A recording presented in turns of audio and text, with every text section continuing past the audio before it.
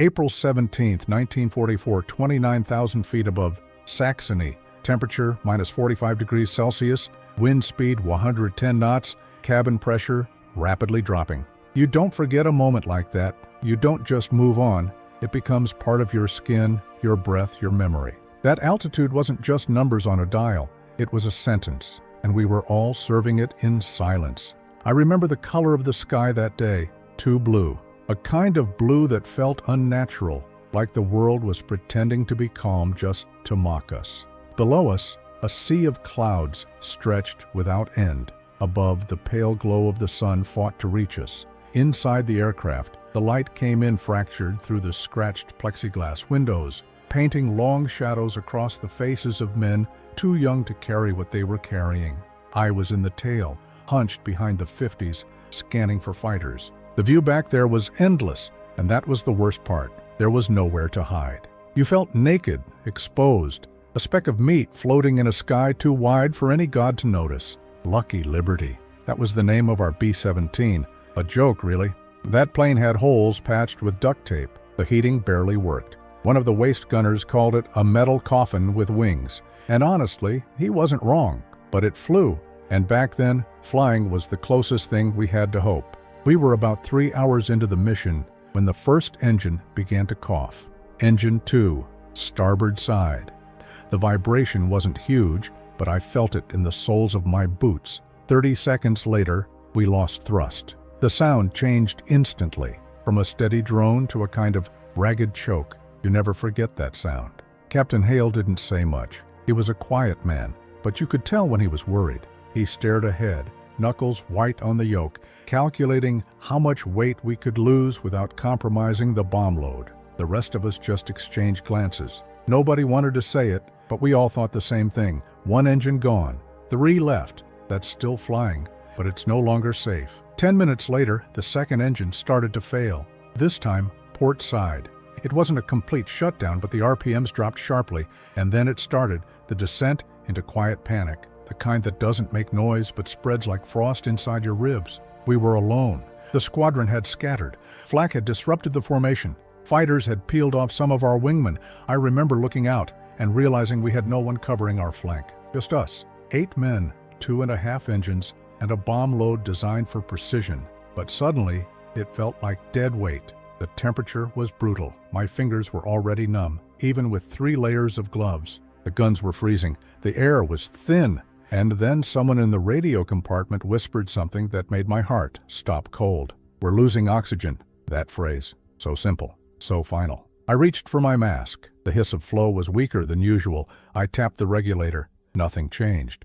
My vision started to dim at the edges, like a curtain being drawn from the sides inward. Thompson, the waist gunner, pulled his mask off and checked the hose. His eyes met mine. No words, just fear. Raw and human.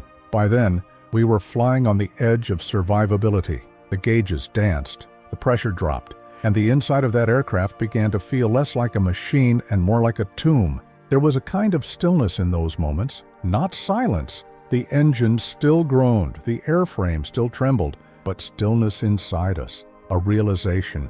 We weren't in control anymore. We weren't soldiers. We weren't even men. We were bodies floating, hoping that something would change before it was too late. I looked out over the horizon, saw the contrails of other bombers far off, still on mission, still intact, still safe maybe. And I remember thinking how strange it was that we all take the same training, wear the same uniform, fly the same aircraft, and yet fate chooses differently for each one of us. That day, fate chose to put its hands around our throats and squeeze. It wasn't fear that gripped me in those first few minutes. It was confusion, a surreal kind of detachment, like watching your own death from a distance. You know it's coming, you feel it coming, but you still can't quite believe it. Somewhere behind me, someone coughed hard, a dry, choking sound, the kind that tells you the brain is losing oxygen. I tightened the straps on my mask and tried to breathe deeper.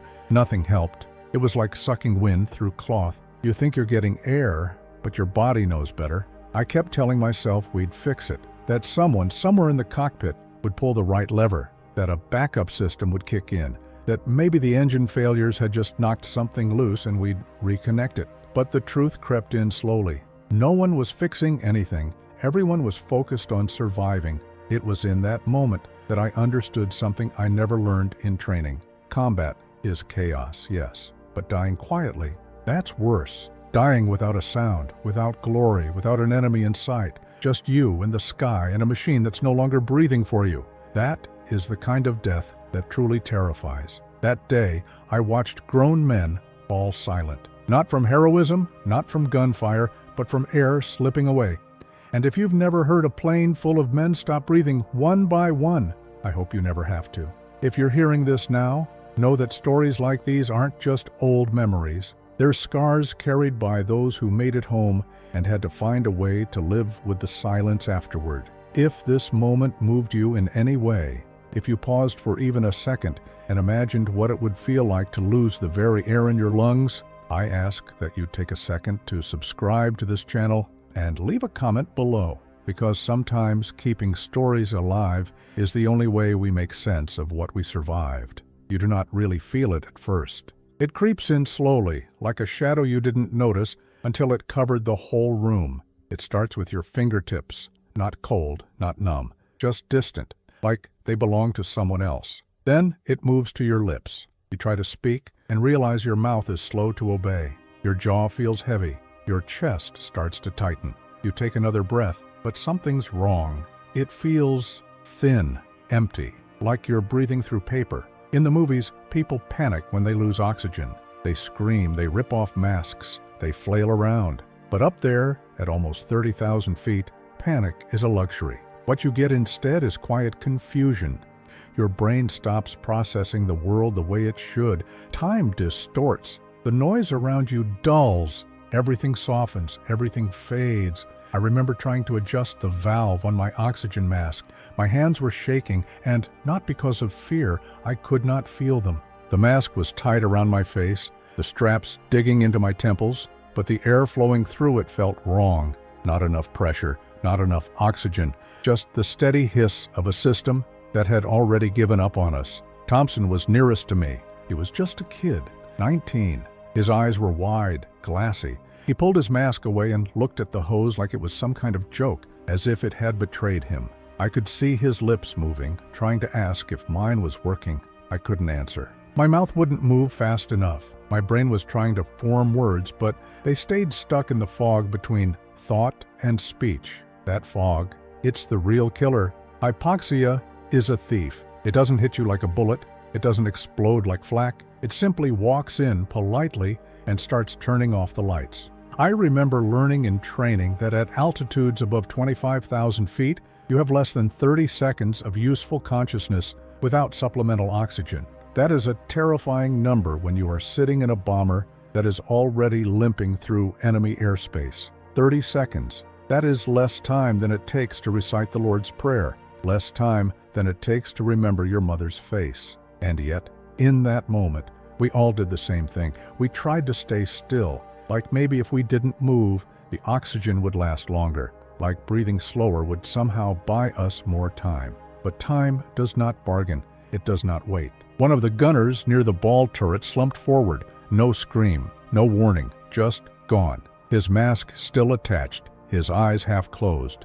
I watched another reach for the intercom switch, but his hand just hovered there, unable to move the final inch. His mouth opened, but no sound came out. It felt like being underwater, like drowning in open air. You're surrounded by sky, but you cannot take a full breath. And every second you stay conscious, your body begs you to stop trying. The strangest part was the silence. The absolute heavy silence that wrapped itself around us. The B-17 was still flying. The engines still growled.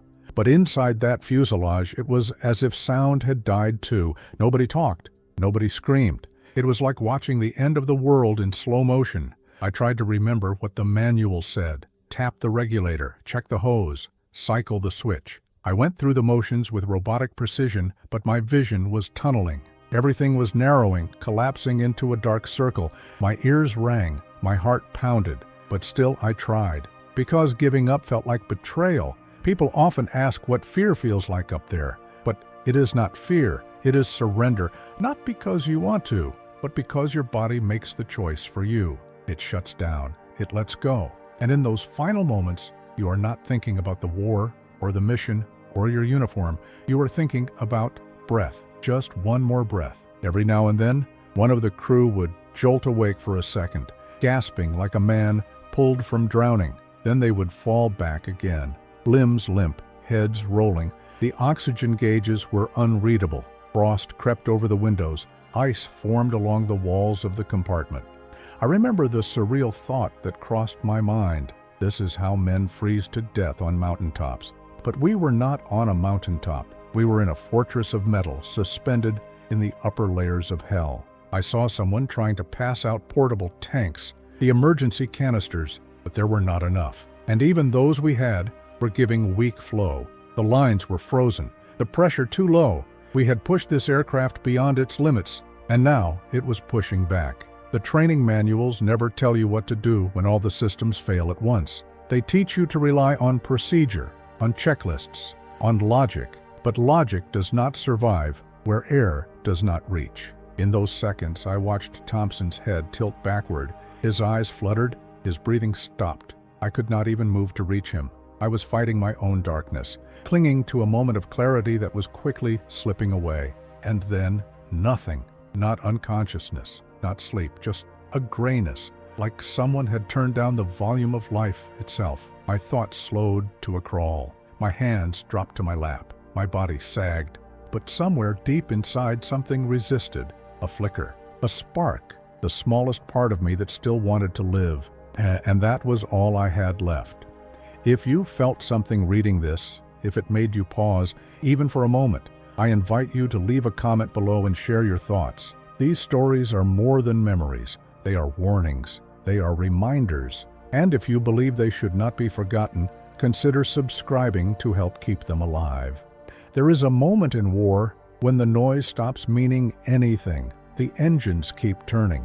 The metal groans under strain. The wind whistles against the skin of the plane. But inside, where the men sit frozen in their own bodies, the sound becomes weightless, pointless. It's not that it goes away, it's that it no longer feels connected to anything human. That was the silence that filled Lucky Liberty. We were still up there, 29,000 feet above Germany, limping on half power, bleeding altitude minute by minute. But what killed me wasn't the drop, it was the quiet. That thick, unnatural quiet that blankets a room just after someone collapses. You don't even notice it at first. Then you realize the voices are gone, the chatter, the nervous jokes, the music someone had softly played through a headset, gone. I remember turning toward the fuselage and seeing the bodies still upright, strapped in, heads bobbing with each vibration, but none of them moved. No eyes flicked in my direction, no hands gestured.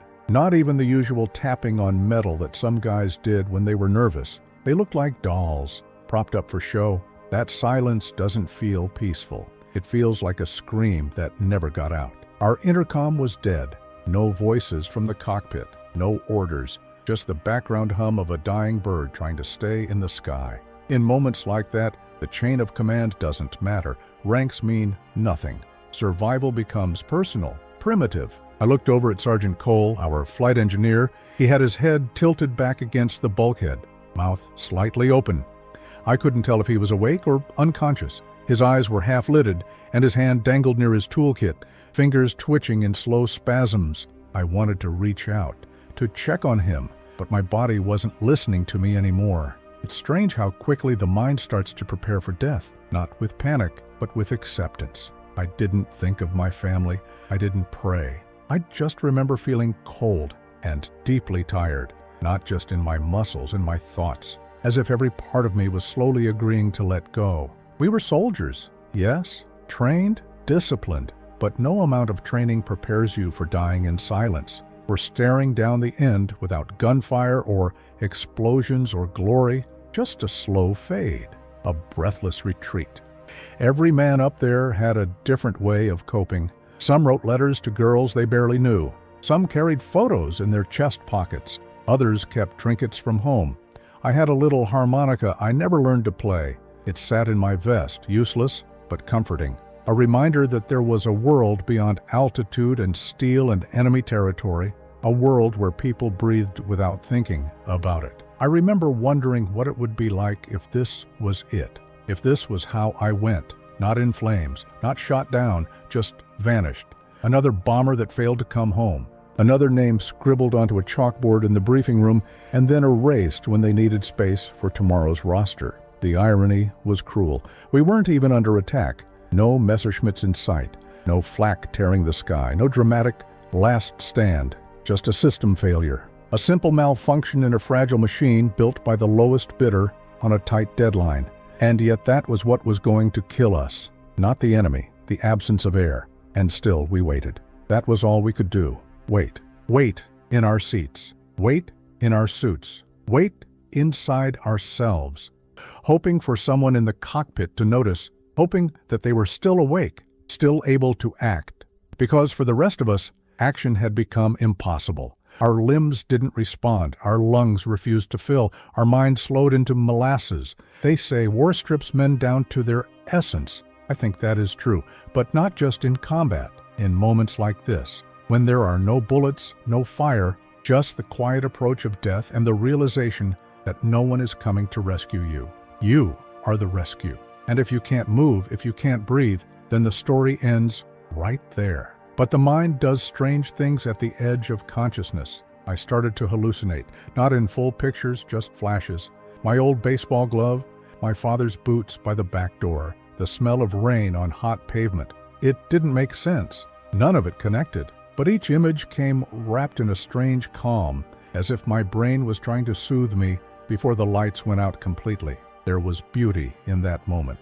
Terrible, haunting beauty. The way the sunlight hit the frost inside the cabin and made the ice crystals shimmer, the stillness of men suspended between life and death, the mechanical heartbeat of an aircraft that refused to quit, even when we already had. I do not know how long we drifted like that. Could have been minutes. Could have been seconds. Time loses shape when your brain stops receiving oxygen. What I do know is that something in us still clung to life. Some stubborn thread refused to snap. And sometimes that is all you need. If this story stirred something in you, if it helped you understand even a fraction of what those moments felt like, I encourage you to leave a comment below. Share your thoughts, your reflections, and if you believe stories like this deserve to be heard, consider subscribing to keep them alive, because memory is the only oxygen we have left. They told us the systems would protect us, that even if things went wrong up there, we had redundancies, we had backups, we had machines within machines, engineered with the precision of a country that had turned its entire economy into a war engine. We trusted that. We had to. You don't step into a B-17 without faith in the bolts, the switches, the gauges, and the tanks filled with the invisible stuff that keeps you alive at 30,000 feet. But faith alone doesn't turn a valve. The emergency oxygen system was supposed to be our lifeline. If the main lines froze, if the primary tanks failed, there were backups under the floor panels and behind the walls. We had trained on them. We had drilled it in simulators back in Texas, in cold chambers meant to mimic high-altitude failure. It was all procedural, all memorized. You pull the lever, you open the secondary flow. The mask fills, you breathe, only it didn't. I saw Sergeant Cole crawl toward the wall panel just behind the radio compartment. He was slow, sluggish, fighting his own failing muscles. His fingers were shaking as he yanked at the metal latch and pulled it open. Inside was the manual valve. You were supposed to rotate it counterclockwise and initiate the backup flow. He twisted it. Nothing happened. He tried again. No hiss, no flow, no change. I could see the disbelief on his face. Not panic, not yet. Just a stunned kind of betrayal, like a man pulling a parachute cord and watching nothing happen. He beat the valve with his palm once, twice, trying to loosen whatever was jammed. Then he slumped down, eyes fluttering, airless. The truth is, nobody really wants to believe that the machine will fail. We speak about metal as if it is immune to weakness, but up there, it freezes like flesh.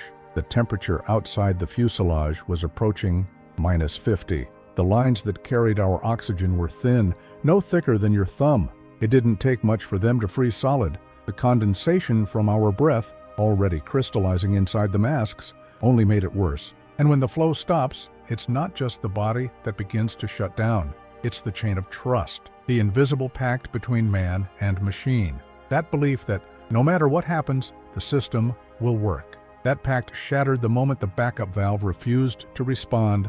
I tried my own emergency line, tucked under the seat behind the tail turret, pulled the lever, waited. Nothing. I banged the side panel with my elbow, but all it gave me was silence. I remember feeling the edges of my vision start to pulse, darken, like looking down a long tunnel while someone dimmed the lights from behind. One of the waist gunners managed to fumble with his portable bottle. Those were supposed to last 5 minutes, just enough time to descend below 10,000 feet, where the atmosphere could take over. But even those tanks were freezing. The rubber hoses cracked from the cold, the regulators jammed with ice. It was as if the aircraft itself was closing in around us, shrinking our options one by one. We had trusted the plane, the flying fortress. That's what they called it, a fortress in the sky.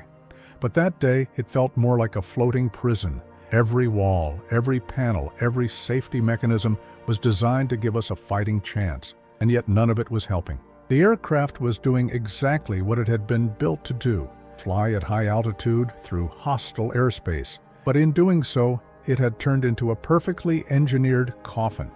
That kind of helplessness is hard to describe. Your training tells you to act, but your body is betraying you. Your muscles feel like wet sand, your lungs burn, and the longer you stay conscious, the more your thoughts turn inward, to memories, to faces, to things you wish you'd said. I remember glancing at the panel above my station, watching the needles drop, unable to process what they meant anymore. The numbers were meaningless now. The math didn't matter. It didn't matter how many feet of altitude, how many pounds of fuel, how many hours left in the mission. All that mattered was that we couldn't breathe. We were still over enemy territory, still miles from any possible landing, still surrounded by a war that wouldn't pause just because our oxygen failed. And yet in that moment, it didn't feel like we were fighting a war anymore. We were just fighting gravity, fighting our own blood chemistry, fighting time. One of the co-pilots, barely conscious, tried to radio out a distress call, but the signal was weak.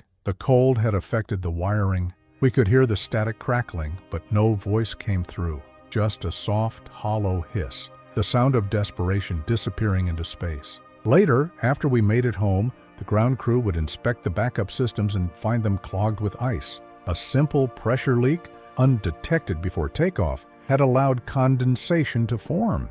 It froze solid during the climb, a 10-cent gasket. That's all it took. A 10-cent gasket nearly killed us. And I know what you might be thinking, that surely we had procedures, that someone should have caught it, that systems that important must have had alarms or indicators. But the truth is, in 1944, they didn't. We were flying into combat at the very limits of human and mechanical endurance. Every mission was a gamble. And some days, the house wins. It is terrifying to realize how thin the line is, how much faith we place in things we cannot see.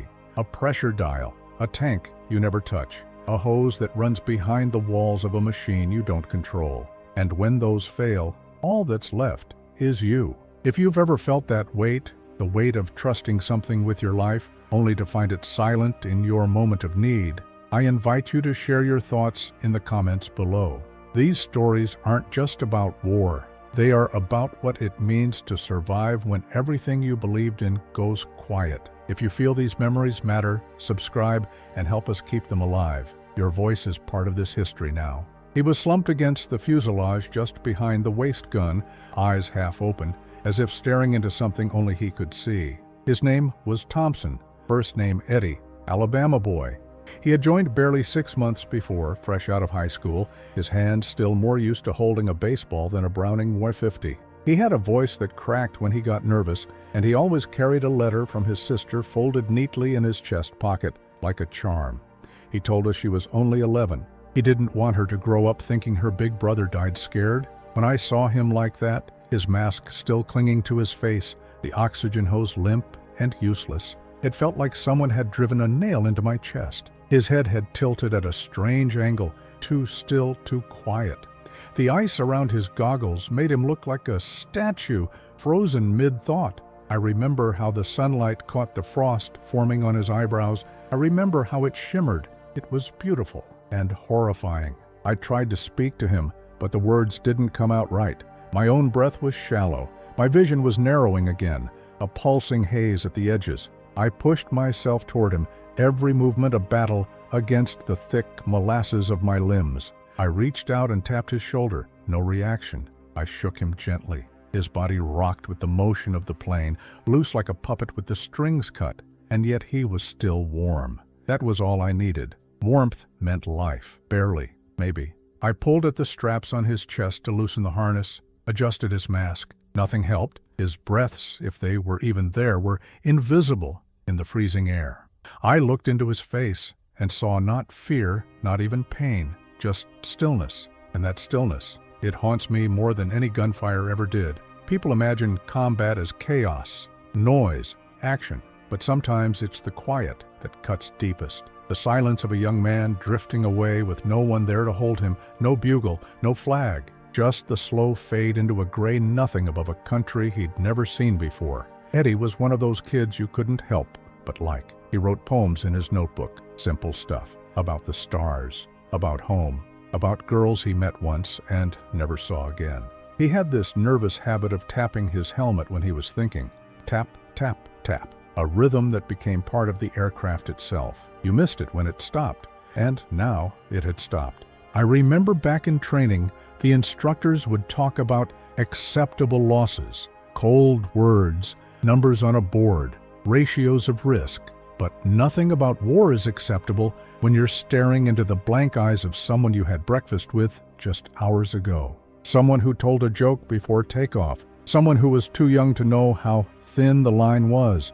My own strength was fading, but something in me kept going. Maybe it was instinct, maybe it was rage. I refused to let Eddie go alone.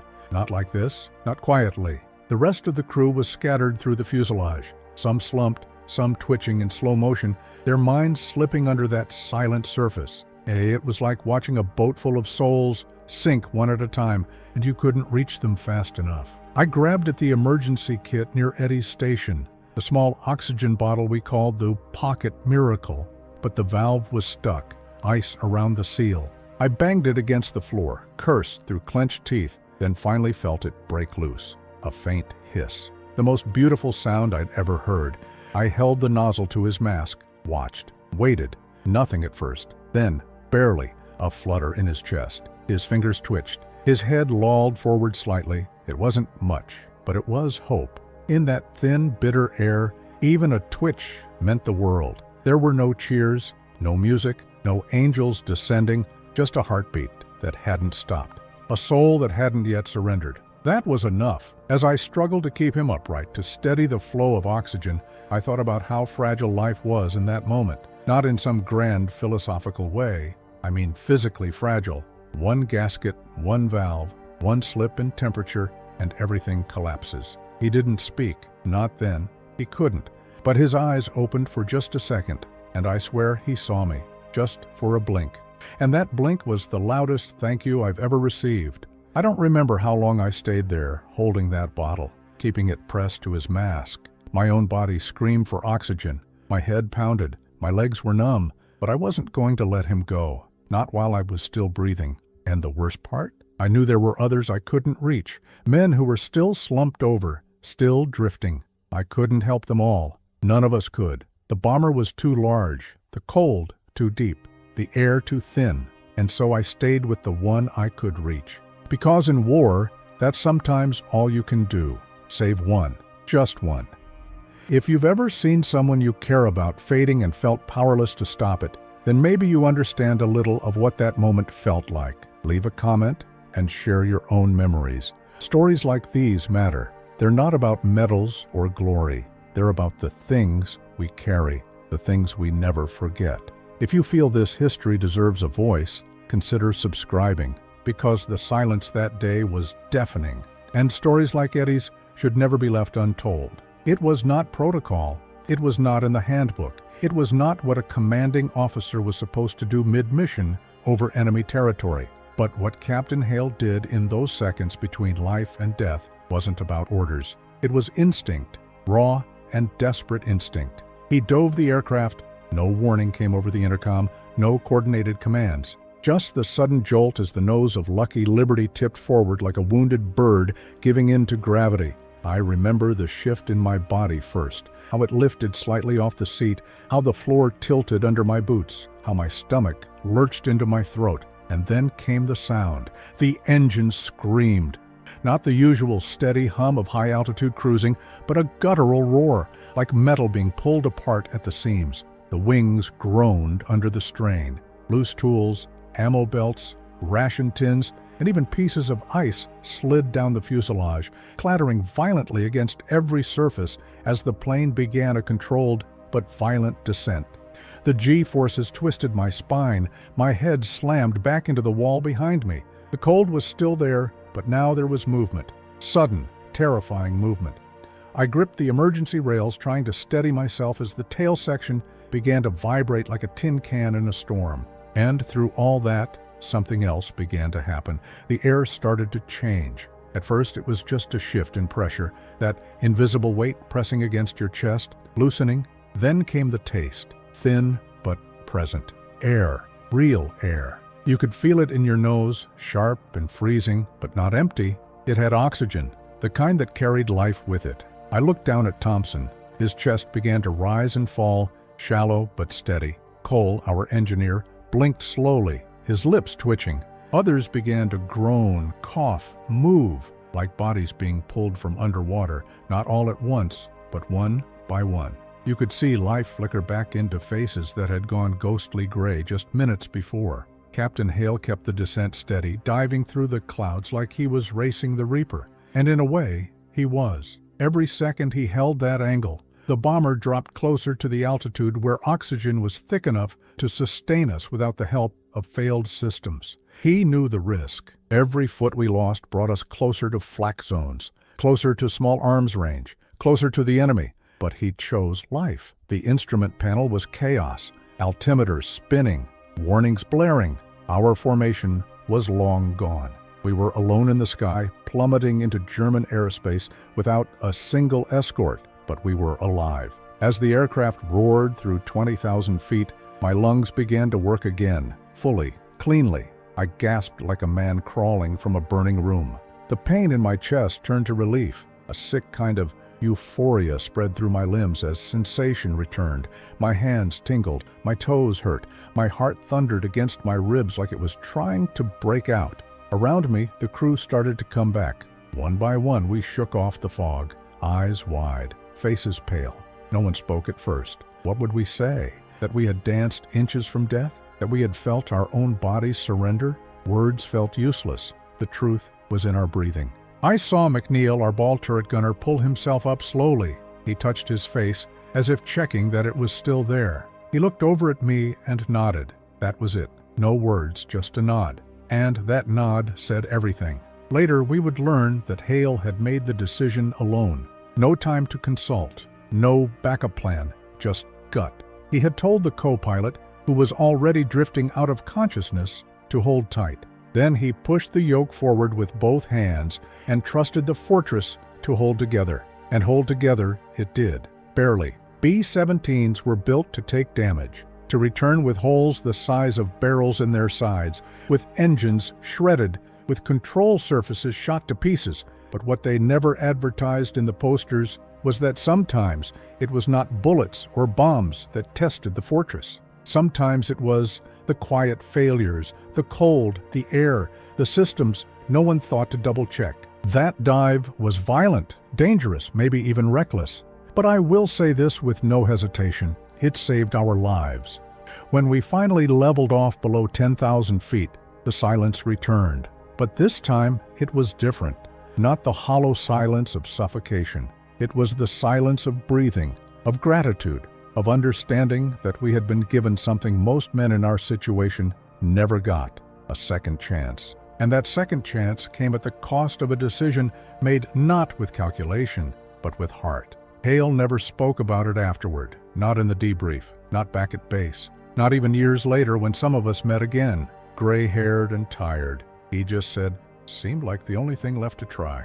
That's the kind of man he was. If this story meant something to you, if it helped you feel what it was like inside that aircraft, inside those moments where life hangs by a thread, I ask you to take a second and leave a comment. Share your thoughts, your reflections. And if you believe these voices, these memories, these truths still matter, I invite you to subscribe. Not for numbers, but to make sure these men, these seconds, are never lost in silence again. We leveled off just below 1,000 feet, the engines coughing but holding, the wings creaking from the strain of that controlled fall. The storm had passed, but none of us felt calm. What we felt was weight, not physical weight, but something heavier, something that sat on the chest, even when the air was back. The kind of weight that does not leave when the mission ends. Thompson survived, but something inside him didn't come back. He had this 1,000-yard stare from that day forward, a blankness in his expression, as if part of him had stayed in the sky above Saxony, drifting in that airless place we had nearly died in. His speech changed. Not slurred exactly, just slower, deliberate, like every word had to be dug out of the ground. His hands shook sometimes when he wasn't thinking about them. He stopped writing in his notebook, never tapped his helmet again. We all carried something after that flight, even the ones who looked fine. Cole, our engineer, developed a ringing in his ears that never left. He said the silence was worse than the noise now. He would sleep with the radio on static just to fill the space. Hale, the captain, kept flying missions, never mentioned what happened. But I noticed he never climbed higher than he had to. Altitude became his quiet enemy. As for me, I started noticing things I never used to. Elevators, airplane cabins, tunnels. I would feel the air shift just slightly, and my body would react. A short breath, a sudden chill, a flash of that memory where the oxygen disappeared. I avoided crowded rooms for years, not because of the people, but because of the fear that I wouldn't be able to breathe. The body heals, but not everything does. When we landed that day, the base was still humming with activity. Other bombers had returned, some late, some damaged, some missing. The ground crews swarmed us, checking the aircraft for bullet holes, fuel levels, visible damage. But our wounds were internal. We had no flak scars to point to, no enemy fighters to report, just a failed system, just cold, just silence, just a narrow escape no one could see. In the official mission log, it was marked as completed with systems failure. That was it, a sentence. No mention of the dive, no mention of the frozen tanks, no mention of Thompson's face going pale as snow, or the way Hale saved 8 lives with a single reckless act. That is how it works in war. The paperwork never captures the smell of fear, the sting of failure, or the quiet terror of watching someone fade without a sound. They gave us 2 days of rest. We spent them mostly in the barracks, saying little. A few of the guys played cards, the usual poker games with cigarettes and rations on the table, but the laughter was softer, the jokes shorter. Thompson didn't play. He just sat by the window, staring at the flight line, watching other planes take off and come back, or not come back. I tried to talk to him once, late that night. We were the only 2 awake. I asked him how he felt. He looked at me, blinked, and said, "I can still feel the mask on my face." That was all. I nodded. I knew exactly what he meant. There is something about the memory of suffocation that lingers in your skin. It does not fade like other memories. It becomes part of you, a trigger, waiting. I could not wear scarves for years, could not stand anything touching my face, even in the winter, and I never forgot that sensation of breathing through nothing, of trying to pull air from an empty well. Some of the others rotated out weeks later. They got assigned to new crews, new missions. Thompson was eventually grounded, not dishonorably, just quietly. They said he was unfit for altitude. He went home early, sent us 1 letter, said he was back in Alabama, helping on the farm, said the sky still felt too close sometimes. I never heard from him again. Cole made it to the end of the war. So did McNeil. We lost 2 more guys from that original crew in later missions. Different circumstances, different kinds of death. But somehow, that flight, the one where nobody fired a shot, remained the most personal. The one that never really ended. It changed how I saw everything afterward. The war was no longer about maps and orders and targets. It was about minutes, moments, the space between one breath and the next. It was about the things that did not get written down, the failures that went unnoticed, the quiet battles. People always ask what heroism looks like. I don't have a perfect answer, but I think sometimes it looks like a man diving a crippled plane through freezing air just to give his crew one more breath. Sometimes it looks like a trembling hand holding an oxygen bottle to someone else's mask. Sometimes it looks like surviving the thing nobody sees. If this part of the story touched something inside you, if it made you remember someone or something you had forgotten, I invite you to leave a comment below. Let your voice be part of this memory. And if you believe that stories like these carry meaning beyond uniforms and medals, take a moment to subscribe. Because what we lived, what we carried, deserves to outlast the silence that followed. There are things you leave behind in war, uniforms, routines, names you forget on purpose, but some things never leave you. They cling to you like the frost on the inside of a bomber's window, like the cold that got into your bones and never quite thawed. That day in April 1944 changed the way I looked at the sky. For most people, the sky is a symbol of freedom. They look up and feel peace, wonder, even hope. But for me, even now, it carries weight. Because I know what it means when the sky turns against you,